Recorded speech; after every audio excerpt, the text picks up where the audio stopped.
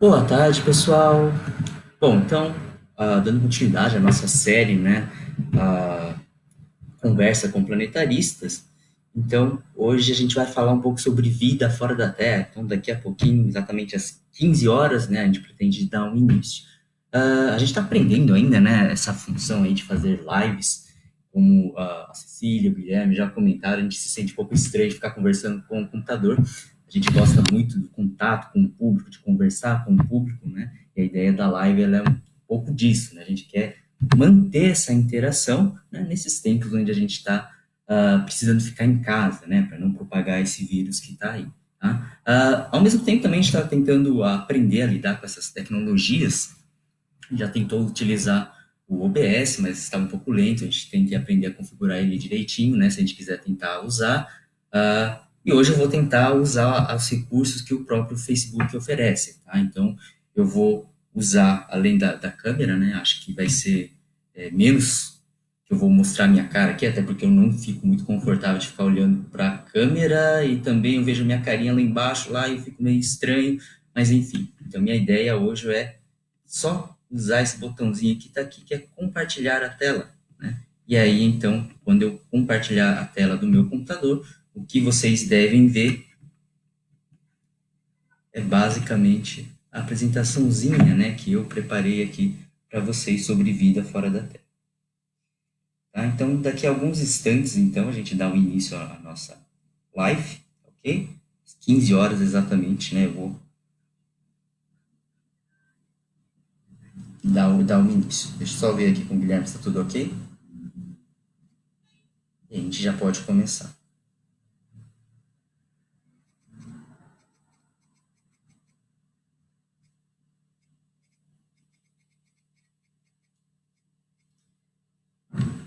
Só lembrando, né, dando os nossos recados, a Conversa com Planetaristas é a nossa série de lives toda semana, né, de segunda a sexta, a gente vai estar aqui conversando com vocês sobre algum tema de astronomia. Então, tá eu, o Guilherme, a Cecília, sempre preparando um tema. Vocês podem pedir temas também que a gente vai preparar nesse tempo aqui em que a gente está tendo que ficar confinados nas nossas casas. Estamos tentando fazer a nossa parte, né? O planetário ele está fechado, um lugar que a gente ama, né? A gente adora estar lá, a gente adora fazer a divulgação da astronomia também. Então a gente está tentando fazer isso virtualmente, tá? Então, eu vou acompanhando aqui os comentários pelo celular, né? Porque eu não consigo ver caso vocês façam algum comentário, tá? Mas eu vou dar prosseguimento, então, iniciar então a nossa live de hoje, que fala sobre vida fora da Terra.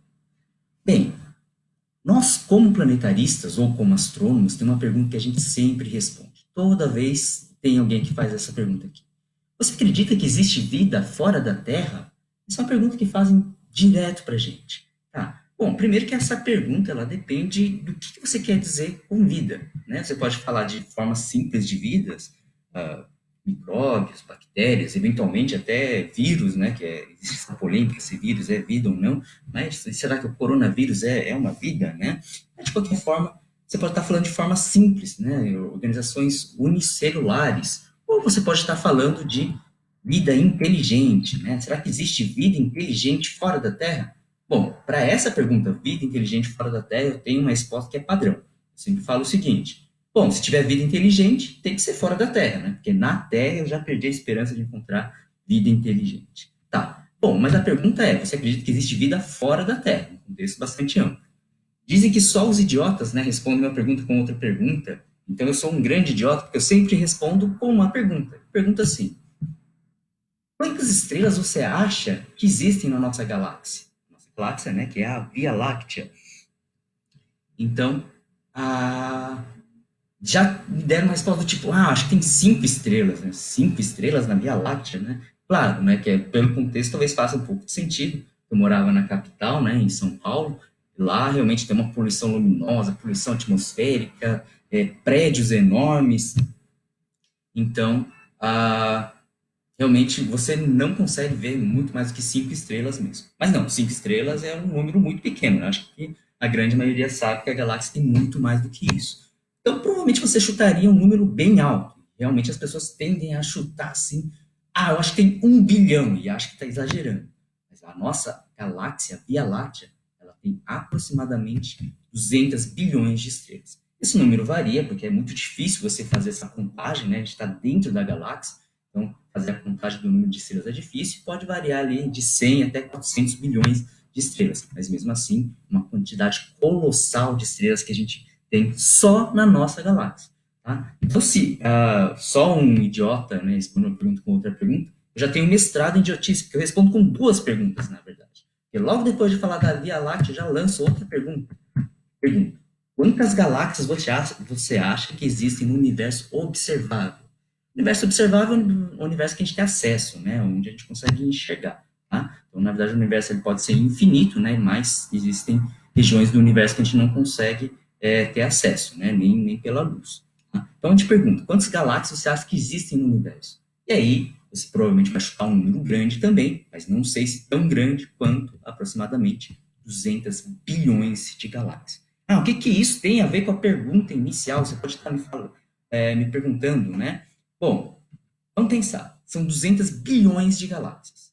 Cada uma, se ela estiver lá em torno de 200 bilhões de estrelas, a gente tem 200 bilhões vezes 200 bilhões. Isso dá um número total de estrelas do nosso universo observável. Então, isso vai dar aproximadamente 40 sextilhões de estrelas no universo observável. É muita estrela, tá? Então, seriam 4 ali, seguido de aproximadamente 22 zeros, né? Então, 4, 0, 0, 0, 0, 0. Vai empilhando zero aí até dar 22, e esse é o número de estrelas que a gente tem no nosso universo observável. A gente não sabe exatamente qual é a proporção de planetas, né? Então, a gente está vendo agora que existem muitos planetas detectados e parece que formação de planetas é algo realmente comum. Mas vamos supor que cada estrela tem ali do lado um planeta.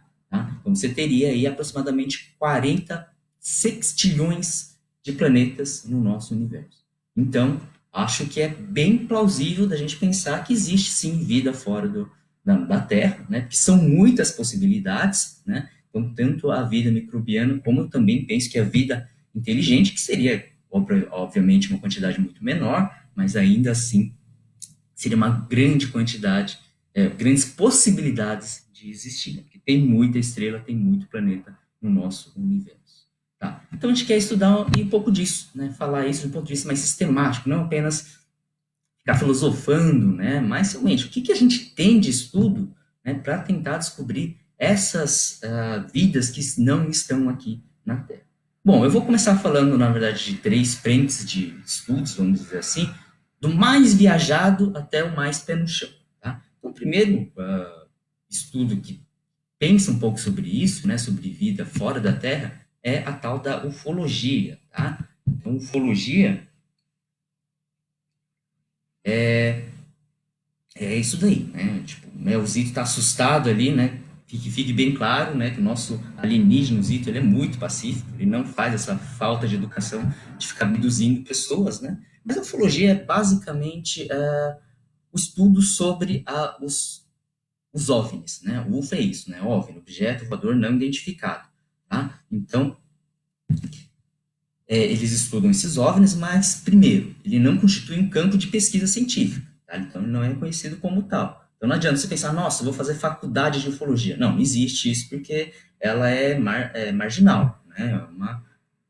Ela tem os seus próprios métodos, né? Então, você vê documentários de ufologia, livros e etc e tal, normalmente é baseado em relato de alguém que diz que viu, que foi abduzido, né? Infelizmente, também tem muita má fé, gente que produz, né, material, né, só para justificar que existe e tal. Também está muito associado a teorias de conspiração, de dizer que, não, os governos estão escondendo os ETs debaixo de um laboratório subterrâneo, enfim, tá? Mas ele não faz uso de métodos científicos, né? Então ele não utiliza desses recursos que a gente reconhece dentro da academia.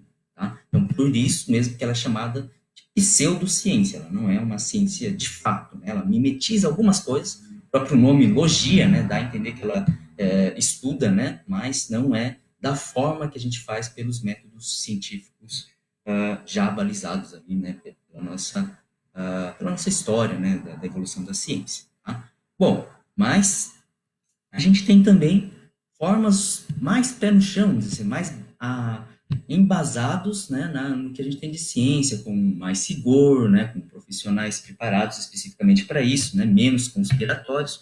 E um desses, né, é o projeto SET, né, o projeto vem do inglês, né, que é procura por inteligência extraterrestre. Basicamente, isso que quer dizer o SET. Então, o SET, né, ele foi idealizado ali também por um grande divulgador da ciência, que é o Carl Sagan, né, e ele falava que, para as pessoas que diziam que é um absurdo você ficar procurando sinais, né, ou comunicação de vida extraterrestre, ele falava que o absurdo é, se estão tentando falar com a gente não está lá para escutar, né. Então, esse projeto ele inicia basicamente com grandes antenas, né, radiotelescópios, apontados para o céu em uma frequência específica, né, a frequência do hidrogênio, de 21 centímetros de hidrogênio, que na época, né, eles argumentavam que era uma banda bastante silenciosa, né, e também seria, vamos dizer, óbvia, né, para se sintonizar. Tá? Então, essas antenas elas ficam apontando para o céu e buscando algum sinal de vida inteligente, que também tenha emitindo, né, esses sinais para que a gente possa captar. Tá? As dificuldades eu acho que são bastante óbvias, né? Você tem que estar apontando para o lugar certo, na hora certa, e mais, uma vez que você consiga receber esse sinal, que também tem que estar numa frequência específica, né? Não adianta o cara lá emitir uma banda AM enquanto a gente está em outra faixa de frequências, né? Tem que estar sintonizado no lugar certo, mas também, uma vez que o sinal chegue, a gente tem que saber como interpretar isso, né? Então, esse projeto 7 já tem bastante tempo, acho que é 40 anos mais ou menos, não, um pouco menos, né, acho que uns 30 anos, mas de qualquer forma, ela já recebeu muitos sinais estranhos e não tem como realmente interpretá-las, né? Os sinais estranhos aparecem toda hora, então estão esperando que tenha algum sinal que seja estranho e que seja repetitivo para que eventualmente elas possam ser lidas, né, como um sinal extraterrestre. Mas não é só isso que o SET faz. O SET ele tem vários pesquisadores, cientistas de diferentes especialidades, e tem algumas notícias que são interessantes, que aconteceram recentemente, e que eu acho legal de comentar, né? Então, tem essa aqui, essa estrela de Tab e a esfera de Dyson, tá? Essa estrela de Tab é uma estrela que, acho que em 2015, ela apareceu com um padrão de luminosidade muito estranho. Então, ela perdia lá em torno de 20% da luminosidade dela de uma hora para outra, e essa perda de luminosidade ela não era regular. Então, isso apareceu como um mistério, né? Porque ninguém entendia por que isso acontecia. E aí, dentre todas as hipóteses, apareceu essa tal de esfera de Dyson. A esfera de Dyson, né, foi uma estrutura tecnológica imaginada por um também divulgador da ciência, que é o Freeman Dyson, que ele imaginava que no futuro, né, ou uma civilização muito avançada, elas teriam recursos, né, tanto de material, né, a parte financeira, como tecnológico, para poder captar mais energia do Sol, né? Então imagine que a grande parte das energias que a gente utiliza aqui na Terra, elas vêm, se não diretamente do Sol, indiretamente do Sol. A gente recebe a grande quantidade de energia e é dessa forma que a gente sobrevive. Mas imagina quanta de energia do Sol que ele irradia que vai para o espaço, a gente não aproveita. Então, o Dyson imaginou uma estrutura que circundava a estrela para captar essa luz que o planeta não consegue absorver, né? Então, ela conseguiria uma grande quantidade de energia.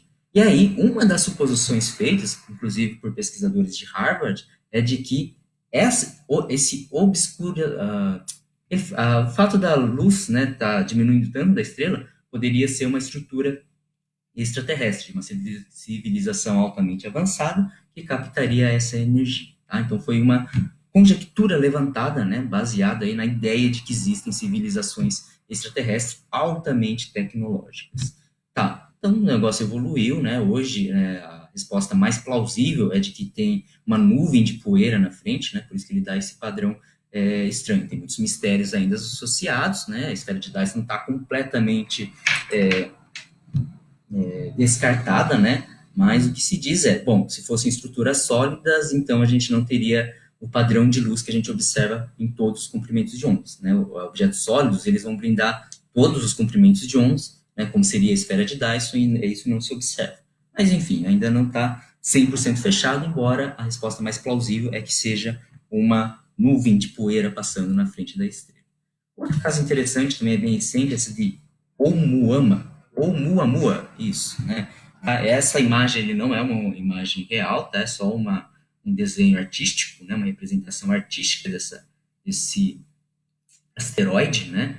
Então esse asteroide ele também provocou um pouco de burburinho, né? Pensando que fosse alguma estrutura extraterrestre. Por quê? Porque ele vinha muito rápido, ele também tinha um padrão de brilho muito estranho, e ele também tinha uma órbita não ligada ao Sol, tá? Ou seja, ele veio da região interestelar. A maioria dos objetos que a gente conhece, né, até então, eram basicamente ligados ao Sol. Cometas, asteroides, todos eles estão gravitacionalmente ligados ao Sol.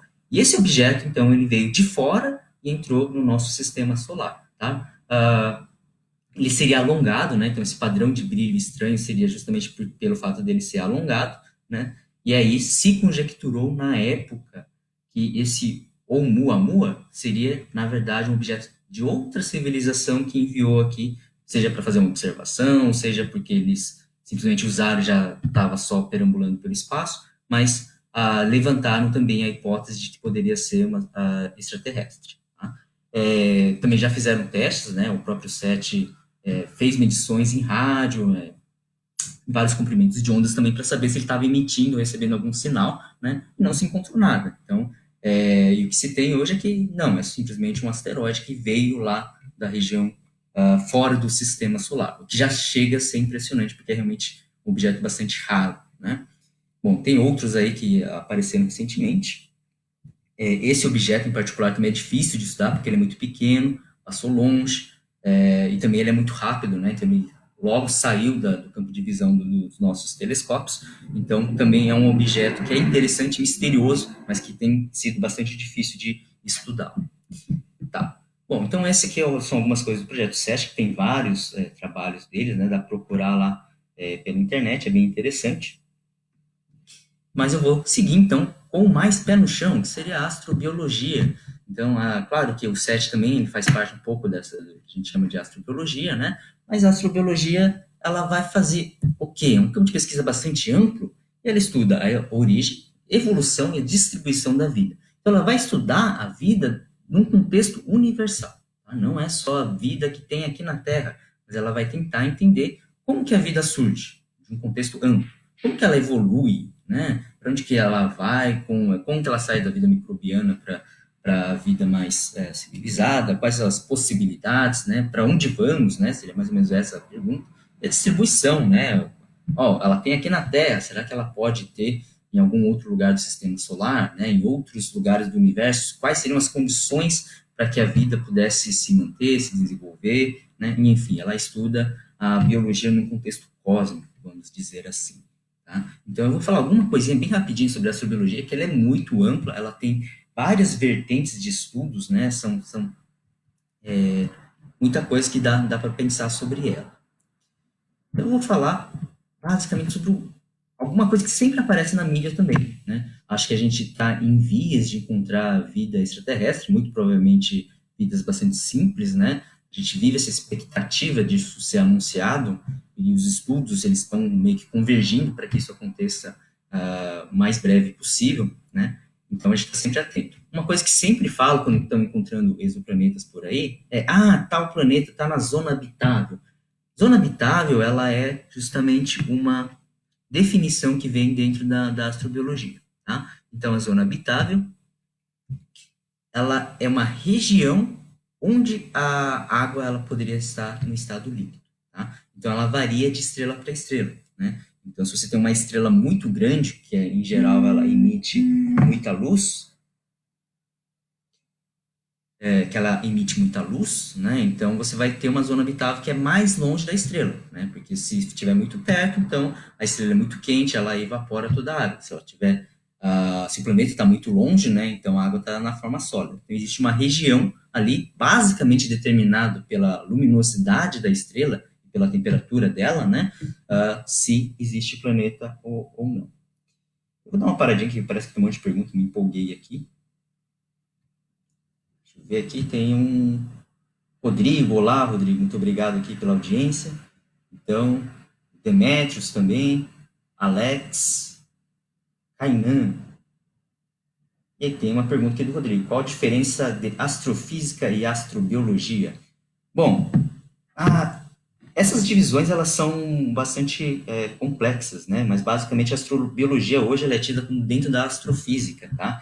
A astrofísica ela estuda os mecanismos, né, de tudo que acontece fora do nosso planeta, e a astrobiologia ela está associada especificamente a como que a vida ela pode se formar não só dentro, mas principalmente fora da Terra, tá? Então, mas a astrobiologia, né, apesar de ter um grande pé dentro da astrofísica, ela associa muito dos conhecimentos da biologia. Aliás, esse é um ponto interessante também, né? Que a gente está falando de busca de vida fora da Terra, né? E as possibilidades dessas vidas são imensas, né? A gente não se conhece todas. Então, uma base da astrobiologia, que é bem interessante, ela fala o seguinte: bom, primeiro eu vou entender bem a vida que tem aqui na Terra. Tá? Então, uma vez que eu entendo a vida que tem aqui na Terra, eu vou traçar parâmetros para poder buscar alguma coisa, que é aquela velha máxima, né? Se eu não sei o que eu estou procurando, eu também não vou saber quando eu achar. Então a gente precisa saber o que a gente está procurando. Por isso que a gente procura vida muito parecida com a nossa. Tá? Não que a gente ache que só existe o nosso tipo de vida, mas é porque outros tipos de vida a gente não consegue traçar parâmetros para poder fazer uma busca. Então toda vez que a gente vai procurar coisas lá fora, a gente utiliza parâmetros da nossa biologia, da biologia que a gente já tem estudos que a gente conhece. Tá? Então é um pouco disso, tá ok? Não sei se eu respondi bem a pergunta, mas a astrobiologia ela meio que está dentro da astrofísica, embora ela tenha um pé bem grande na biologia também, né? Seria uma região mais de intersecção, acho que seria uma resposta um pouco mais lúcida.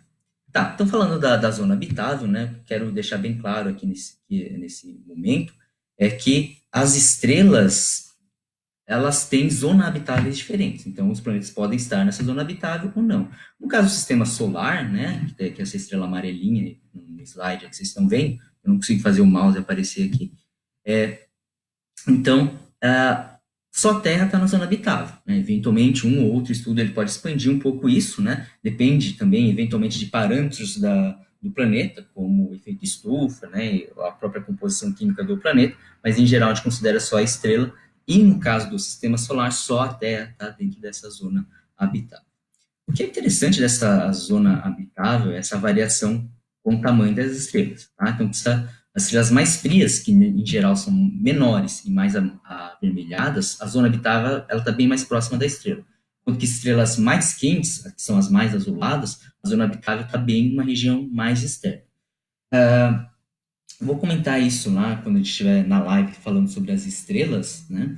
Mas existe uma quantidade muito maior de estrelas pequenas do que de estrelas grandes. Além do mais, as estrelas pequenas são mais estáveis, né? Elas oscilam um pouco, né, em termos de luminosidade, temperatura, ou mesmo de atividades na superfície, né? São mais estáveis e vivem muito mais tempo. Tá? Então, as estrelas mais quentes, elas são ambientes bastante ruins, né, para você ter vida como a gente tem na Terra aqui, porque as condições elas são bem mais instáveis, né? Dá um exemplo.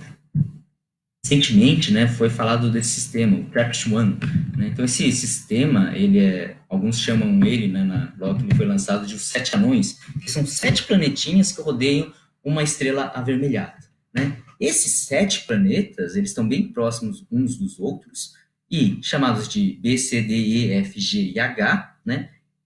3 deles, pelo menos, estão na região que a gente chama de zona habitável, né? Então, o pessoal fez lá toda uma festinha lá para anunciar, o que é realmente bem interessante. E eu que gosto de ficção científica em particular, já imaginei várias histórias que poderiam acontecer, né, de civilizações que se desenvolvem em E, em F, em G, depois elas vão interagir. Então, dá bastante possibilidades para a imaginação também. Então, é um sistema bem interessante. Mas só retomando, né, aquela ideia de proximidade, eu quero mostrar para vocês esses planetinhas, que, aliás, vale dizer também que são todos rochosos, né? Então não adianta você ter um planeta gasoso, por exemplo, um Júpiter, na zona habitável, porque as condições também vão ser muito diferentes, né? Pode ser que exista algum tipo de vida lá, mas pela composição química, condição de pressão, né, não se espera que possa ter vidas lá. Bem, então, falando aquele negócio de tamanho, né? Só para vocês terem uma ideia de como essas zonas habitáveis elas podem estar muito próximas da estrela, esse TRAPPIST-1, a a órbita mais externa do planeta Gazinho ali, ele está dentro da órbita de Mercúrio. Ele é bem menor do que a órbita de Mercúrio, como vocês podem ver por esse esqueminha ali, né? Só para outra comparação, lá em cima, né, umas linhas pontilhadas brancas, a gente vê o sistema jupiteriano, né, que é o sistema de Júpiter, e as 4 luas principais dele, Io, Europa, Ganimedes e Calisto. Então, esse sistema TRAPPIST-1, ele é um pouco maior do que o sistema de Júpiter e bem menor do que a órbita de Mercúrio. Então, tá todo os planetinhas lá empaçocado, tudo lá bem pertinho da estrela. Mas isso por quê? Porque a estrela ela é avermelhada, né? Então ela é pequenininha, ela é mais fria, né? Então a zona habitável também ela fica bem mais próxima dela. Vamos dar uma olhadinha aqui se tem alguma pergunta. Mais uma. Rodrigo, né? Novamente, né? Espero que tenha respondido a pergunta. Mandou um abraço ali. Então, mais o Gabriel.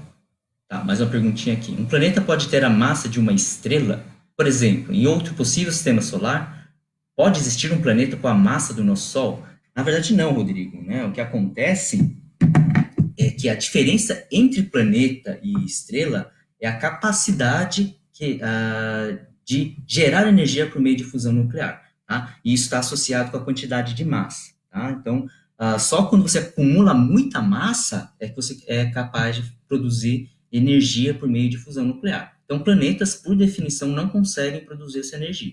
Tá? Então, a divisão que se tem entre estrelas e planetas é a quantidade de massa. Tá? Então, não, você não pode ter uma estrela com a massa, perdão, um planeta com a massa do Sol. Tá? O limite, eu acho que dá mais ou menos, se eu não me engano, 11 Júpiter seria o máximo que um planeta pode ter. Né? Na verdade, estou chutando um pouco esse valor, não posso falar essas coisas assim no chute, né? Ao vivo assim, né? Mas de qualquer forma existe um limite de massa para planetas. Depois disso a gente tem uma região intermediária que são chamadas de anãs marrons e aí depois você tem lá as estrelas. Então o limitante acaba sendo a massa mesmo, tá? E por definição é a capacidade de produzir energia por meio de fusão nuclear. Tá, ok. Bom, então essa aí seria a TRAPPIST-1, né? Encerrando aí a fala sobre as zonas de habitabilidade. Mas aí o que eu gostaria de falar também é que a gente fala de zona de habitabilidade, mas isso é uma referência. Né? Não é porque um planeta está na zona de habitabilidade que vai ter vida lá. Existem condições boas para ter vida. Por exemplo, a nossa Lua ela está na zona de habitabilidade, mas não tem vida lá, pelo menos, né? A probabilidade é bastante baixa de se encontrar. Bom, mas no próprio sistema solar, a gente tem casos onde pode haver vida em corpos que estão fora dessa zona de habitabilidade. Né? Então, um exemplo disso, além de Marte, né, é a Europa. O Guilherme falou um pouco sobre a Europa, né? Se vocês quiserem saber um pouco mais sobre os corpos do sistema solar, corre lá na live se você ainda não viu. Mas ele falou lá sobre Europa, né, que é um satélite de Júpiter, né, um dos satélites que o Galileu viu pelo telescópio dele, né? Então, a Europa, né, como o Guilherme comentou, é um planeta de lado, né? Então, ele tem a estrutura dele é basicamente essa, né? Ele tem ali um núcleo metálico, depois tem um interior rochoso e a superfície dele ele é coberta de gelo. A quantidade de água que tem em Europa é muito grande, tá? E acredita-se que abaixo dessa superfície de gelo tenha água líquida, né? Então, teria condições de ter algum tipo de vida dentro de Europa. Né? Claro que existem algumas outras condições que também precisam ser satisfeitas, né? Como uma certa quantidade de material orgânico, e também precisa ter uma fonte de energia. Então, se acredita que, por causa da proximidade de Europa com Júpiter, né, tem a atividade da crosta, né? Então, você consegue ter fontes de energias que vêm do interior de Europa, né, como tem, por exemplo, aqui na Terra mesmo, né, alguns micro-organismos no fundo do mar, eles tiram a energia quando tem um contato do fundo do mar com magma, né, então eles podem tirar a energia que vem, na verdade, do interior da Terra e não do Sol, como a maioria dos seres vivos fazem, tá?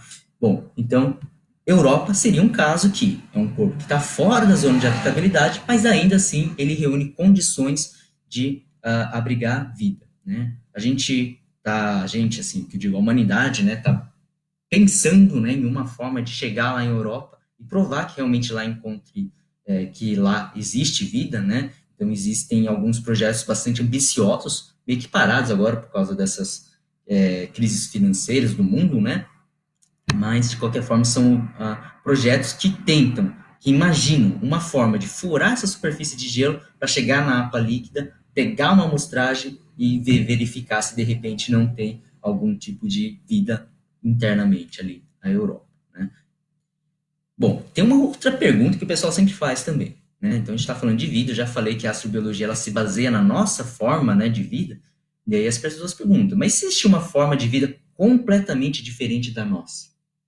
Essa é uma pergunta assim que realmente também instiga a nossa imaginação, né? Então, para responder sobre isso, na verdade não é bem uma resposta, né? Mas eu gosto de falar sobre Titã, né? Titã, que é o satélite de Saturno. O Guilherme também falou sobre Titã, mostrou umas fotos bem legais sobre Titã também, né? Mas ele é o segundo maior satélite do nosso sistema solar, ele é bem grandão e ele tem uma particularidade. Então, obviamente que isso não é uma foto de lá, né? Uma representação artística, mas você vê que Titã é mais ou menos isso. Então, vocês estão vendo as nuvens nesse céu avermelhado. E, de fato, Titã ele tem atmosfera. Isso é bem interessante. Você vê ali Júpiter, Júpiter não, Saturno bem grande ali. Tá? Imagine você morando em Titã, você abre a janela e vê Saturno nascendo no horizonte. Deve ser uma cena bastante bonita. O Sol, né, ele é mais fraco lá também, então ele seria um pouco menorzinho, com a luminosidade mais baixa, né? O céu seria avermelhado por causa da composição química que tem lá. E também teríamos relevo. Então, Titã ele tem relevo lá e mais, ele tem lagos. Então, como o Guilherme falou, tem lagos de metano e etano lá em Titã. Tá? E esses lagos, né, como o Guilherme explicou novamente, né, eles têm um ciclo. Então, chove, se acumula nos lagos, evapora, chove de novo, então tem esse ciclo. Então, tudo isso, né, ele poderia ser propício para a geração de uma vida. Mas como o mediador não é a água, e sim o metano, então você poderia ter uma forma de vida bastante diferente daquilo que a gente conhece. O Titã é um exemplo, né, bastante interessante de ser estudado, né, a gente não sabe como poderia ser, e eventualmente, se um dia a gente conseguir chegar lá, colher a amostra e fazer uma pesquisa mais profunda, pode ser que a gente encontre coisas realmente muito interessantes lá em Titã. Bom, então, vou ler mais uma pergunta aqui. Geralmente procuramos planetas que tenham água para poder existir uma possível vida, certo? Pois há milhões de anos, os primeiros seres vivos que existiram na Terra foram as bactérias gerando a vida na Terra, certo? Sim, sim. Pois.